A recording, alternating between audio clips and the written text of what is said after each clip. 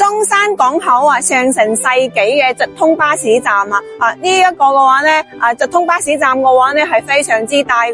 有3大嘅話咧係直通巴士公司嚟嘅，咁有中旅啦，有深港啦，仲有永利3大公司嘅，咁嘅話咧呢個交通嘅話咧係非常之方便嘅，咁你來回中山嘅話咧班次嘅話咧都係好多嘅，有10幾20班單車嘅，咁今日Lisa嘅話咧介紹嘅屋苑嘅話咧就係保利國際廣場啊，就係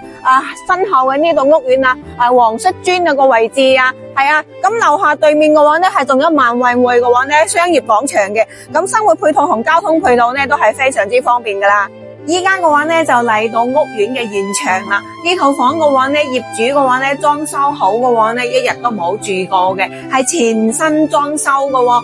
你依家嘅話咧見到所有嘅嘢嘅話咧都係通通嘅話咧都係送賣俾你嘅。咁我哋依家嘅話咧，從我哋廚房嘅話咧開始參觀啦。廚房嘅3件套啊，啲櫃啊，因為佢外邊嘅話咧係仲有一個生活露台嘅，咁佢就駁咗啦。咁個廚房嘅話咧就係比較闊落嘅。呢個係我哋嘅餐台，仲有餐台啊，仲有呢張4張餐凳啊，仲有我哋嘅梳化啊，仲有天花呢啲吊頂啊，呢啲燈嘅話咧全部都係做好晒噶啦。呢套房嘅話咧個景觀咧都係比較開揚嘅，睇出去嘅話咧就係別墅嚟嘅。咁呢間屋嘅話咧業主咧都係誠心出手嘅，兩房建築面積嘅話咧82方啦，咁賣嘅價錢嘅話咧係65萬就可以啦。咁依家參觀我哋嘅房